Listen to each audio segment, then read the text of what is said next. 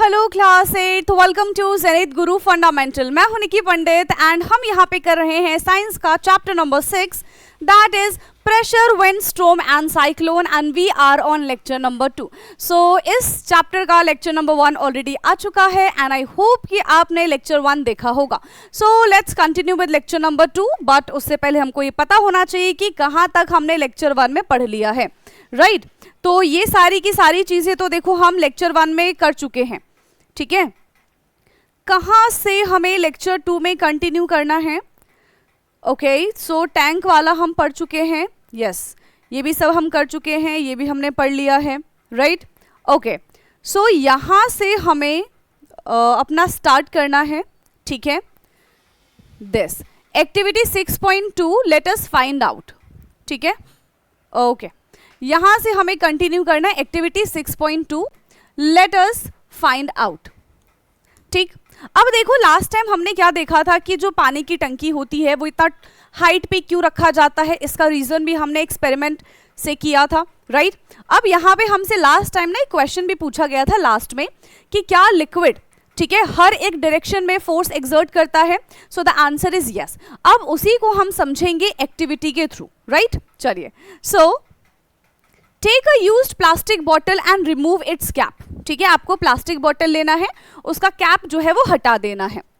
Make 4 small holes near the bottom around the sides using a needle और a nail. Make sure that the holes are at the same height from the bottom as shown in this figure. तो देखो यहाँ पे क्या किया, एक हमने bottle ले लिया, उसका कैप हमने हटा दिया है एंड हमने यहाँ पे बॉटल में 3 होल कर दिए हैं, वो भी सेम हाइट पे, ठीक है? 3 होल कर दिए हैं वो भी सेम हाइट पे, ठीक? So if you find it is difficult to make a hole you can slightly heat the needle and poke it to make the holes, ठीक है? अगर आपको इसमें होल करना बहुत डिफिकल्ट लगता है तो आप नेल को हीट करके भी उसमें से पोक करेंगे तो वो ही ऑफ कोर्स उसमें होल हो जाएगा, राइट? चलिए, तो seal the hole with the tape and fill the bottle with water. Now remove the tape from all the holes at the same time and what do you observe? फिर हमसे क्या कह रहे हैं कि अब तो देखो खाली थी बॉटल, है ना? और जैसे हम उसमें पानी भरेंगे, बॉटल भरने से पहले पानी जो है उसमें से लीक कर जाएगा, ठीक है? सो अच्छे से उन होल्स में पहले हम टेप लगा देंगे and then we will fill the bottle. जैसे हम बॉटल पूरा हमारा फिल हो जाएगा उसके बाद हम तीनों से एक साथ टेप को हटा देंगे और फिर हम देखेंगे कि क्या हो रहा है ना? उसके बाद हम क्या देख पाते हैं कि भाई तीनों होल से, ठीक है, जो अभी हमने होल किया था उन तीनों होल में से इक्वल अमाउंट में, ठीक है, क्या हो रहा है, वाटर जो है वो बाहर की साइड आ रहा है, चाहे वो लेफ्ट का हो, चाहे वो राइट का हो, या फिर वो सेंटर का हो। तीनों होल में से हमें सेम अमाउंट का वाटर जो है वो फ्लो होते हुए नजर आ रहा है, राइट? तो यहाँ से हम आसानी से ये कंक्लूड कर सकते हैं कि yes, water exert pressure in all direction, है ना? वो ऑल डायरेक्शन में सेम ही प्रेशर एक्सर्ट करेगा इफ हाइट इज सेम, ठीक है? क्योंकि देखो यहाँ पे हाइट सबका सेम है, राइट? चलो, now you observe water flowing out through the holes on the side of the bottle, yes? What can you infer from this observation? अभी मैंने आपको बताया कि क्या information हम यहाँ से बता रहे हैं। It indicate that water also exert pressure on the side of the container. हर एक डायरेक्शन में, not only in the side, ठीक है? सिर्फ साइड की बात नहीं है, हर एक डायरेक्शन में वाटर जो है वो प्रेशर एक्सर्ट कर रहा है, ठीक? So therefore we can conclude that liquid exert pressure not only at the bottom of the container but also on its side. In fact, liquid exert pressure in all direction. ठीक? तो अगर अब से कोई आपसे पूछता है कि लिक्विड कौन कौन से डायरेक्शन में प्रेशर अप्लाई करता है तो क्या बोलोगे? Liquid apply pressure in all direction, हर एक डायरेक्शन में प्रेशर को अप्लाई करेगा, ठीक है? बट अगर इनकी हाइट सेम है तो वहां से फ्लो ऑफ वाटर भी बिल्कुल सेम ही रहेगा, ठीक है? You must have seen water spurting out like a fountain from a leaking joints or the holes in the water pipe. Can you explain why this happened? Is it due to the pressure exerted by water on the ball of the walls of the pipe? Yes. तो pressure exert कर रहा है ना, बार बार जो water है वो bottle के, ठीक है, वॉल पे प्रेशर एक्सर्ट कर रही है जिसकी वजह से पानी जो है वहां से बाहर आ रहा है। Okay, now ever heard of, क्या आपने सुना है ये चीजें? सो Do you know that the base of a dam is much broader than top? क्या चीज, ये चीज आपने सुनी है? आई होप कि आपने डैम्स देखे होंगे, और अगर नहीं देखा हो तो पिक्चर में देख लो, या फिर आपने कोई मूवीज वगैरह देखी होगी जहाँ पे डैम का सीन दिखाया जाता है, तो वहाँ पे आपने देखा ही होगा, राइट? अब यहाँ पे हमें एक फैक्ट बताया जा रहा है, एंड द फैक्ट इज कि जो डैम्स होते हैं, ठीक है, जो डैम्स होते हैं उनका जो बेस होता है वो ब्रॉडर होता है as compare to their top. उनका जो टॉप है वो नैरो होगा, मतलब इतना भी नहीं, पर बेस के कंपैरिजन में ऑफ कोर्स वो नैरो होगा, but base is more broader. पर ऐसा क्यों? हाँ, ऐसा क्यों है? क्योंकि सोचो डैम में इतना सारा पानी होता है ना, एंड पानी कितना सारा प्रेशर एक्सर्ट करती है, तो अगर उनका बेस मजबूत नहीं होगा तो डैम डिस्टॉर्ट हो जाएगा, है ना, डिस्ट्रॉय हो जाएगा, राइट? तो इतना प्रेशर झेलने के लिए उनका सरफेस एरिया बढ़ा दिया जाता है, ठीक है? पढ़ा था ना, pressure is inversely proportional to surface area. याद आ रहा है कि नहीं आ रहा है? हाँ, pressure is directly proportional to force and inversely proportional to area. जितना ज्यादा एरिया होगा उतना कम प्रेशर लगेगा भाई। ये अगर कम हुआ तो ये ज्यादा होगा, ये ज्यादा होगा तो ये कम होगा, वाइसा वर्सा, ठीक है? तो अगर सोचो कि जो हमारे पास यहाँ पे डैम्स है ना, जो डैम है उनका जो एरिया है ब्रॉड कर दिया तो उसमें प्रेशर कम लगेगा, है ना? प्रेशर कम लगेगा तो वो जो डैम है वो आराम से अपना बहुत लंबे टाइम तक चल पाएगा, है ना? वो पानी के प्रेशर की वजह से टूटेगा नहीं, ठीक है? तो इस वजह से जो डैम्स होते हैं उनका जो बेस है वो ब्रॉडर बनाया जाता है। इसके पीछे का यही कॉन्सेप्ट है, राइट? समझ में आया? ठीक है। Now, this is because a board base is not only support the structure of the dam but also withstand the horizontal water pressure near the water. The water stored in the dam exert pressure horizontally on the side wall of the dam and vertically on the floor due to the height of the water. ठीक है, तो दोनों direction से यहाँ पे pressure लगाया जा रहा है, ठीक है? दोनों डायरेक्शन से यहाँ पे प्रेशर लगाया जा रहा है, and the pressure which act horizontally is very large near the bottom. ठीक है, बेस पे इतना ज्यादा प्रेशर लगता है कि भाई बेस को उतना मजबूत करना पड़ेगा।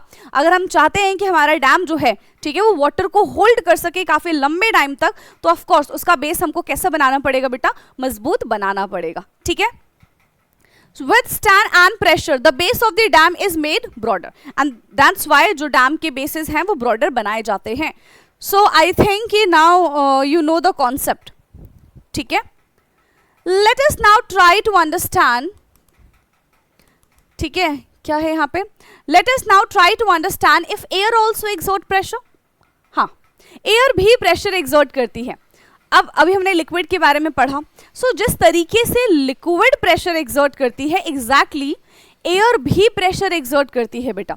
बट हमको ऑफ कोर्स समझना पड़ेगा कि कैसे प्रेशर एक्सर्ट करती है, एक एक्टिविटी की हेल्प से हमको समझना भी पड़ेगा, राइट? चलिए, सो 6.2 pressure exerted by air.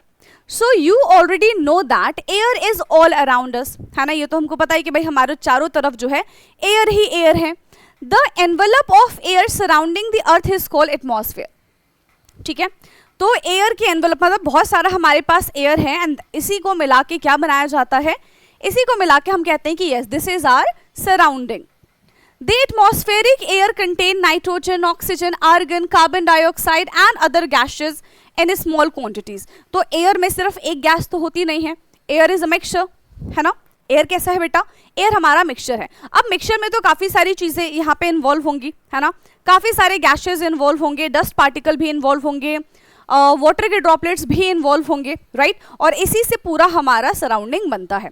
So air contain, ठीक है, जो गैसेस होते हैं दैट कंटेन नाइट्रोजन, ऑक्सीजन, ठीक है, फिर हमारे पास यहाँ पे आर्गन भी है, कार्बन डाइऑक्साइड भी है। So we have various gases और इन सब से मिलके एयर बनता है। The atmosphere extend up to many kilometres above the surface of the अर्थ।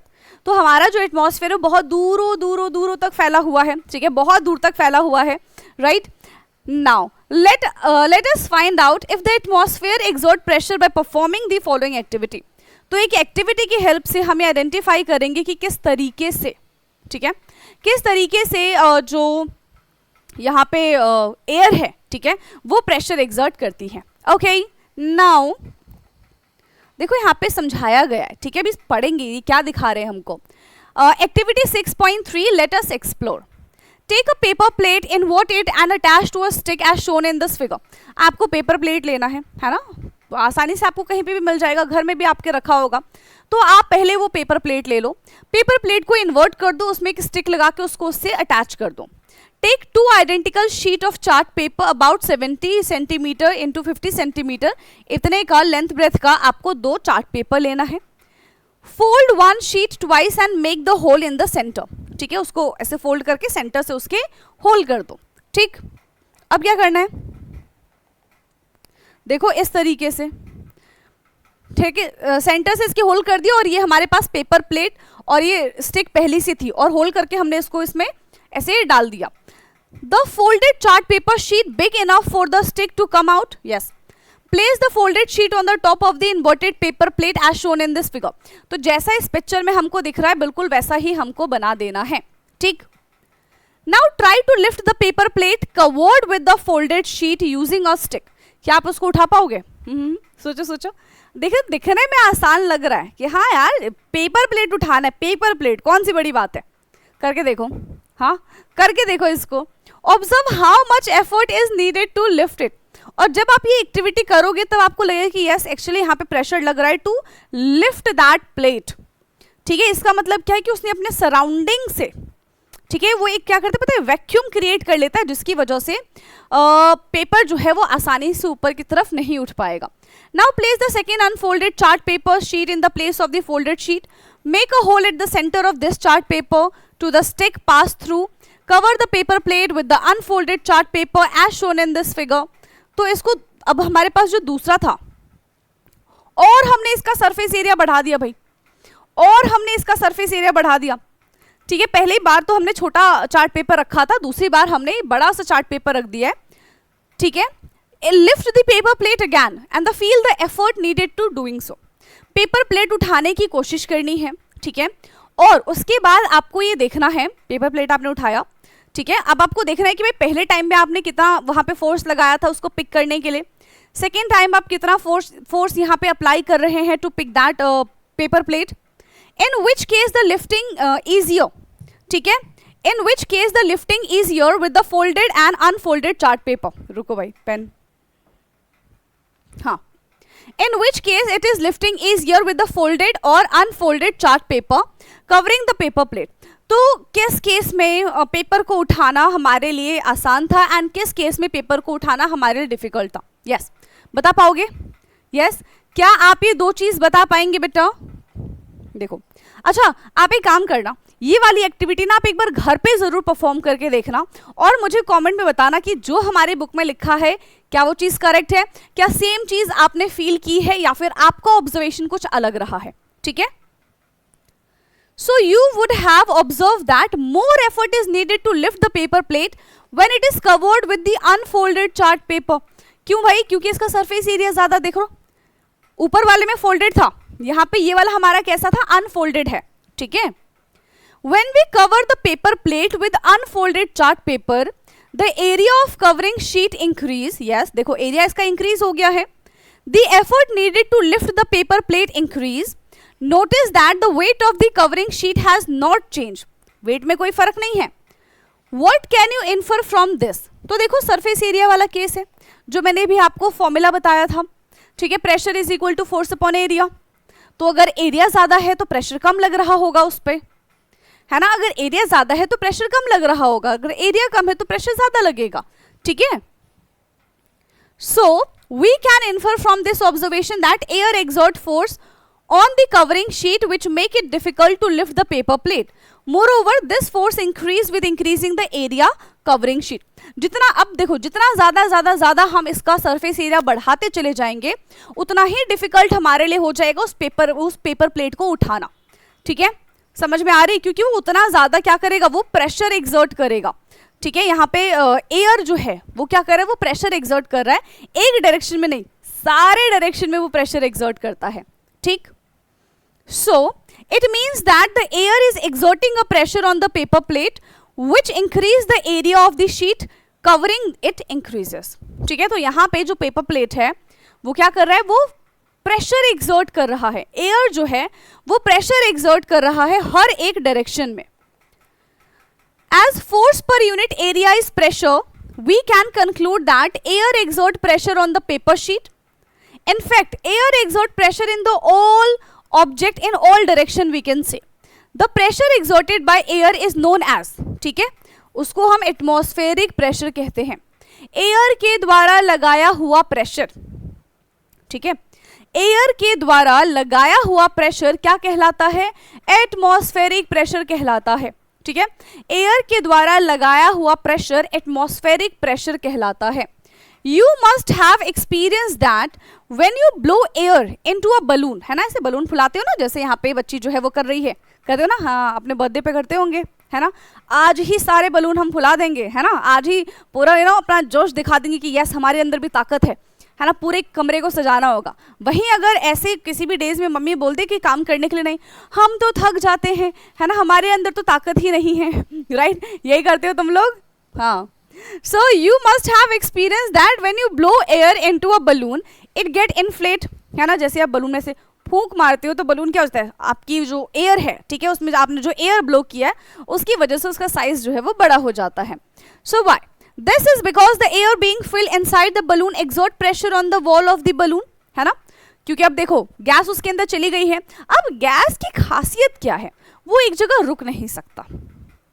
ठीक है, गैस की खासियत क्या है? वो एक जगह रुक नहीं सकता, उसको हमेशा रैंडम मूवमेंट करना ही है भाई. वो इधर उधर घूमता रहेगा, जिसकी वजह से वो जिस भी कंटेनर में है, जिस भी ऑब्जेक्ट के अंदर है, उस पे वो उसके वॉल्स पे वो कंटिन्यूएशन में उसको हिट करता रहेगा, यानी कि प्रेशर एक्सर्ट करता रहेगा. ठीक है, फोर्स एक्सर्ट करता रहेगा, जिसकी वजह से यहाँ पे बलून का जो साइज है वो इंक्रीज हो जाएगा as we fill air in the balloon. ठीक है, सो balloon exert pressure on the wall of the balloon. ठीक है, we can say that air exert pressure in all direction. Yes, तो हम यहाँ से ये चीज कह सकते हैं कि हाँ भाई, एयर जो है वो हर एक डायरेक्शन में प्रेशर एक्सर्ट कर रही है.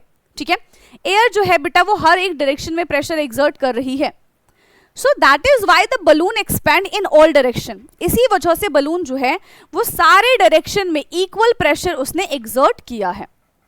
What happen when an inflated balloon is kept without closing its mouth? ठीक है, the air escape from the balloon and why does the air escape from the balloon? अब देखो यहाँ पे क्या होगा, अगर हम बलून को ब्लो करते हैं, ठीक है, इन्फ्लेट करने की कोशिश करते हैं, but their mouth is not covered. हम ऐसे बलून का माउथ को ऐसे खोलेंगे, उसमें फूंक मार रहे हैं और हम देख रहे हैं कि भाई कुछ जो एयर है वो बलून के अंदर जा रहा है एंड कुछ जो एयर है वो ऐसे ऐसे बाहर भी आ रहा है. ठीक है, कुछ जो एयर है वो कैसे आ रहा है, ऐसे बाहर भी आ रहा है. तो क्या उस केस में बलून इन्फ्लेट होगा? आंसर है नहीं. क्यों? क्योंकि उतना प्रेशर ही नहीं लग पा रहा है, एयर जो है वो बार बाहर की साइड आ जा रहा है. ठीक है, so why does the air escape from the balloon? उस केस में एयर जो है वो बलून से बाहर क्यों आएगा? क्योंकि एयर को तो चाहिए रैंडम मूवमेंट. ठीक है, have you ever wondered how large the atmospheric pressure is? कभी आपने सोचा कि कितना ज्यादा एटमॉस्फेरिक प्रेशर क्रिएट किया जा सकता है? बहुत ज्यादा. इतना कि आप एटमॉस्फेरिक प्रेशर ऐसे क्रिएट करके, ठीक है, जो रबर सकर्स होते हैं इनकी हेल्प से एक इंसान ऐसे ऊपर चढ़ भी सकता है. इतना ज्यादा ये प्रेशर एक्सर्ट कर सकता है, इतना ज्यादा अपने अंदर वैक्यूम क्रिएट करके एक ग्रिप बना सकता है. ठीक है, so let us get an idea about its magnitude by performing the following activity. ठीक, so activity 6.4 is let us perform. Now take a good quality rubber sucker. ठीक है, आपको इस तरीके से रबर सकर ले लेना है. Now press it formally against the smooth flat surface. ठीक है, बचपन में आपने खेला होगा ना, इससे बहुत सारे ऐसे चिप्स कुरकुरे ऐसे कुछ आते थे जिसके अंदर ये छोटा सा ना रबर सकर निकलता था. ठीक है, तो उसको हम क्या करते थे, दीवार ऐसे फेंक के मारते तो उसमें जाके चिपक जाता था, फिर हम उसको ऐसे छुटाते रहते थे, मजा आता था. ठीक है, तो आपने भी किया होगा आई थिंक, और नहीं किया होगा तो एक बार खरीद के एक्सपेरिमेंट जरूर कर लेना भाई. ठीक है, देखो साइंस इज फन ना. जब तक हम उसको अच्छे से नहीं एंजॉय करेंगे तब तक ही हमको बुकिश लैंग्वेज लगेगी. जब हम उसको ठीक से पढ़ेंगे, समझेंगे, एक्सपेरिमेंट करेंगे, then it is fun, right. चलो, so take a good quality rubber sucker. अच्छी क्वालिटी का आपको रबर सकर ले लेना है एंड उसको आपको ये स्मूथ सरफेस पे इस तरीके से प्रेस कर देना है. Do you realise that it stick to the surface? Yes, ये सरफेस पे जाके स्टिक हो जाएगा. ठीक है, अब उसको हटाओ. पहले हमने उसको चिपका दिया, अब कह रहे हैं अब उसको हटाओ. तो कैसे हटाएंगे भाई? कैसे हटाएंगे? Now try to pull it off. Do you find it is difficult to pull it off? Yes, हमें बहुत ज्यादा डिफिकल्टी होगी भाई. When we press the sucker, most of the air between its cup and the surface on which it is placed is pushed out and the air pressure inside is reduced. ठीक है, बिल्कुल ध्यान से सुनो. जब हमने रबड़ सकर लिया, सरफेस है, सरफेस पे हमने इसे इस तरीके से चिपका दिया. अब जब हम उसको फॉर्मली से प्रेस कर रहे हैं, ठीक है, हमने रबड़ सकर को क्या कर दिया, उसके में प्रेस कर दिया. अब क्या होगा, वो अपने अंदर जितना भी पहले एयर था वो पूरे एयर को बाहर निकाल देगा and it create vacuum inside it. ठीक है, वो उसके अंदर क्या करेगा, वैक्यूम बना देगा. राइट नाउ, और ऑफ कोर्स प्रेशर को रिड्यूस कर देगा. The sucker stick to the surface because the pressure of the air surrounding sucker is higher than the pressure exerted by air inside the sucker. नहीं आया, रुको, देखो क्या कह रहे हैं. सकर जो है वो स्टिक हो जाएगा सरफेस पे, ये तो हम सबको पता है ना, ये तो हम सबको पता है कि जो रबड़ सकर है वो स्टिक हो जाएगा सरफेस पे. किस वजह से? Because the pressure of air surrounding the sucker. ठीक है, जो एयर यहाँ पे प्रेशर एक्सर्ट कर रही है, ठीक है, सराउंडिंग्स में, समझना ध्यान से, जो प्रेशर एक्सर्ट कर रही है सराउंडिंग्स में वो ज्यादा है. क्या है? वो ज्यादा है than the pressure exerted by the air inside the sucker.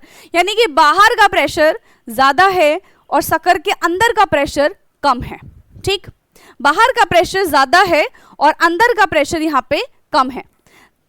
To pull the sucker off the surface, the applied force should be strong enough to overcome the pressure difference between outside and the sucker inside the sucker. ठीक है, अब क्या कह रहे हैं, अगर हमें sucker को ऐसे पुल ऑफ करना है, सकर को अगर हमको निकालना है, तो उस केस में जो डिफरेंस बन रहा है outside the sucker and the inside the sucker, उसको हमें बैलेंस करना पड़ेगा, तब हम इजीली उसको निकाल पाएंगे. If there is a difference in pressure, तब वो हमारे लिए डिफिकल्ट हो जाएगा to pull off. Right, Do you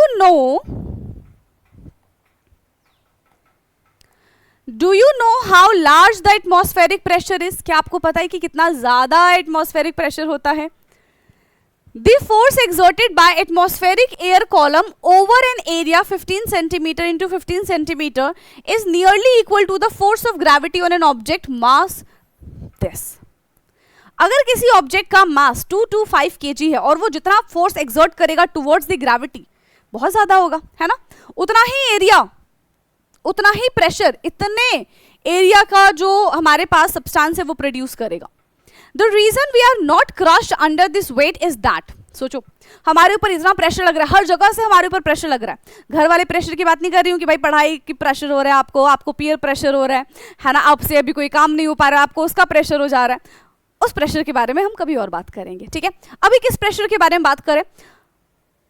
atmospheric pressure, जो आउटर प्रेशर है, जो बाहर का प्रेशर है, जो हमारी बॉडी पे लग रहा है, दैट इज टू हाई. पर फिर भी हम क्रश नहीं हो पा रहे, क्योंकि हमारे अंदर का जो प्रेशर है वो उसको मेंटेन कर रहा है. अगर मेंटेन नहीं करेगा तो, अगर अंदर का प्रेशर हमारा ज्यादा हो गया या फिर बाहर का प्रेशर ज्यादा हो गया, तो या तो हम क्रश हो जाएंगे या तो हम ऐसे फट जाएंगे. ठीक है, हाँ, ये चीज होगी. ठीक है, अब हम इतने सही से क्यों है भाई, हमको फील ही नहीं हो रहा है कोई फोर्स, हमको फील ही नहीं हो रहा कि हमारे पास आसपास इतनी भयंकर एयर है और वो प्रेशर एक्सर्ट कर रही है. क्यों? क्योंकि हमारा जो इंटरनल प्रेशर है और जो एक्सटर्नल प्रेशर है, उन दोनों ने मिलकर क्या किया है, चीज़ों को बैलेंस कर दिया, है ना. ऐसे ही लाइफ में आपको भी चीज़ों को बैलेंस करना आना चाहिए. राइट, अदरवाइज या तो पता था ना भी क्या हो जाएगा.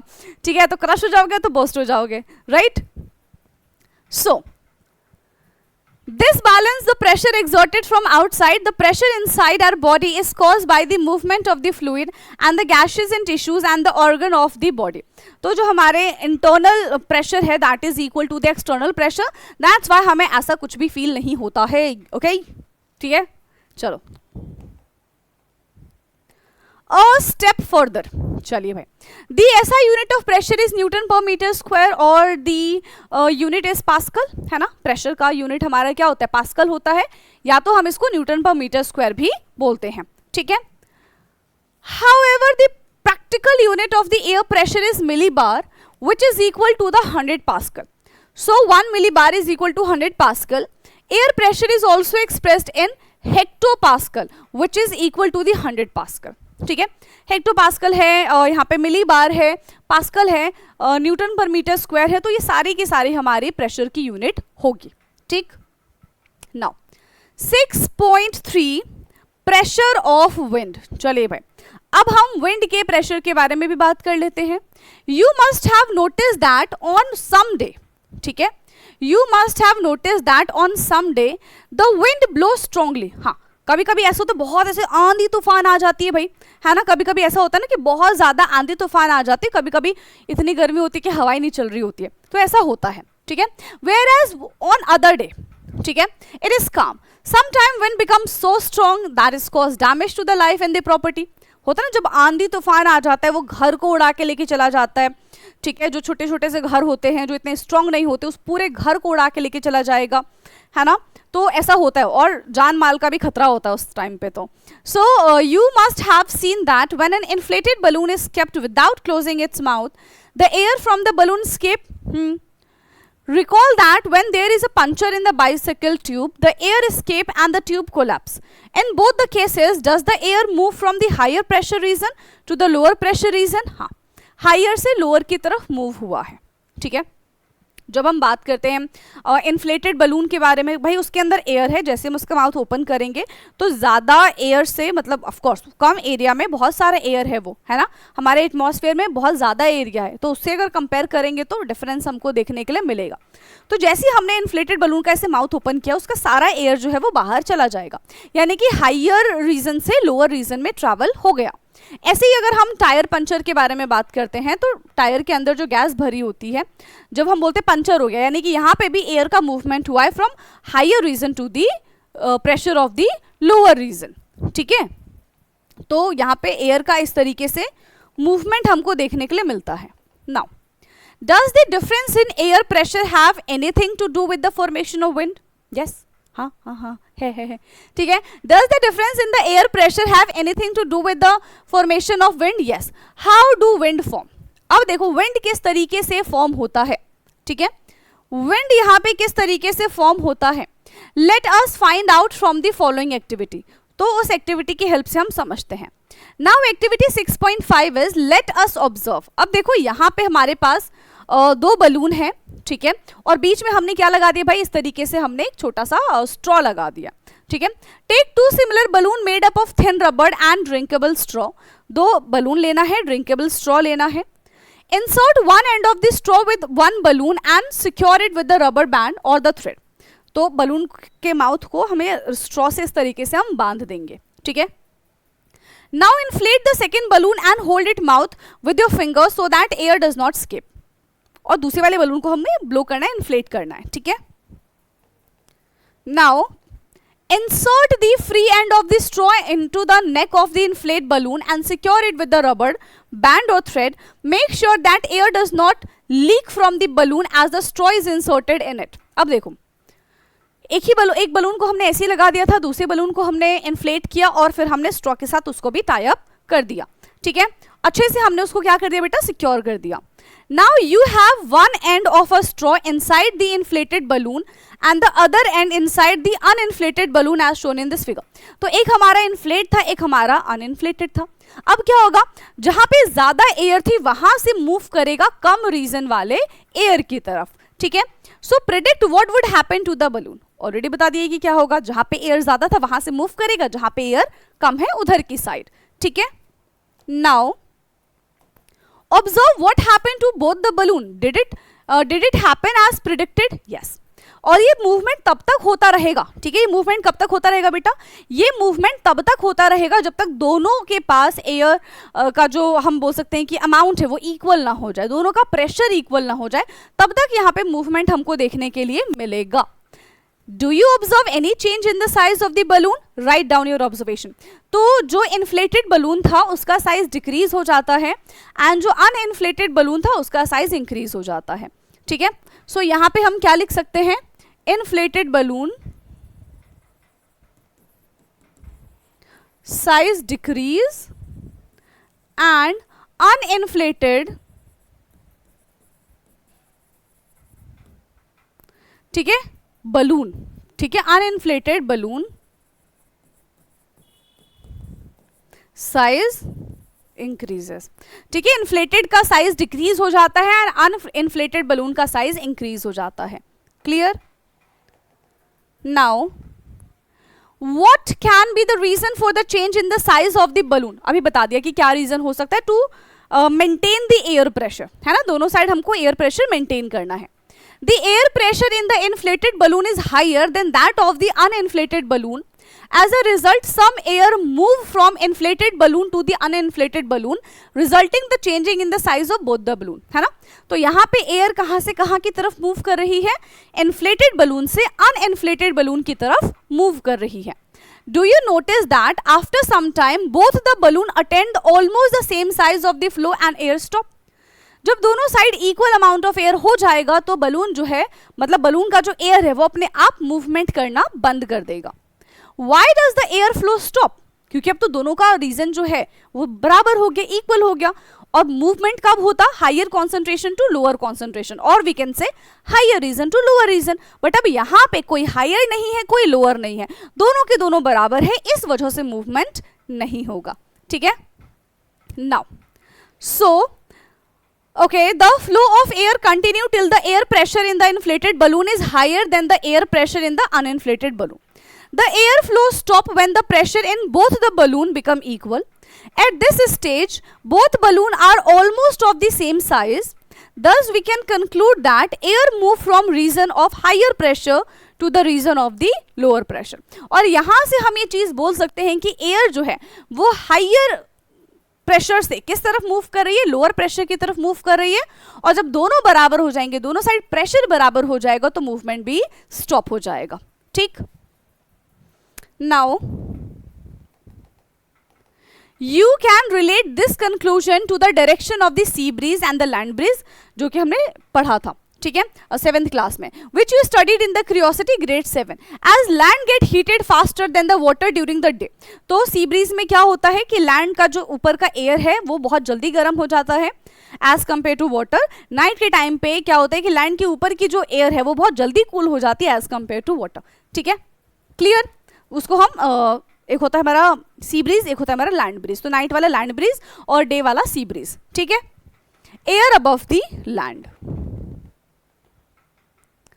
become warmer and lighter, hence it rises, creating area of the low pressure and the air from the high pressure region to the sea blow to the low pressure region. तो देखो दिन के टाइम पे क्या होता है कि जो लैंड यानी कि जो सॉइल के ऊपर की जो एयर है इट बिकम हॉट, तो वो राइज होकर ऊपर चली जाती है. ठीक है. और पानी की जो ठंडी ठंडी हवा है वो सी की तरफ, ये लैंड की तरफ आती है. ठीक है. नाइट के टाइम पे इसका बिल्कुल उल्टा हो जाता है. ठीक है. So at night the water is warmer than the land and therefore the low pressure area develop over above the sea. As a result, the wind blow from land to sea. ठीक है, giving rise to the land breeze. Thus the phenomena of land breeze and the sea breeze is mainly due to the pressure difference over the land on the sea. तो sea bridge में क्या होता है, पानी की तरफ से air जो है वो आती है लैंड की तरफ, और रात को क्या होता है, लैंड की तरफ से एयर जाती है पानी की तरफ, यानी कि ओशन की तरफ. ठीक है. एंड वो क्या करते हैं, वो अपना एयर प्रेशर जो है वो मेंटेन करके रखते हैं. If we could measure the speed of the escaping air in activity 6.5, we would find out the speed of the air at the higher if the pressure difference is higher. ठीक है. सो यहाँ पे अब हम इनकी स्पीड को भी calculate कर सकते हैं, ऑफ कोर्स कर सकते हैं, कि कितनी स्पीड से जो है मूवमेंट हमको देखने के लिए मिल रहा है. I have read that high speed winds can blow off roof. Yes.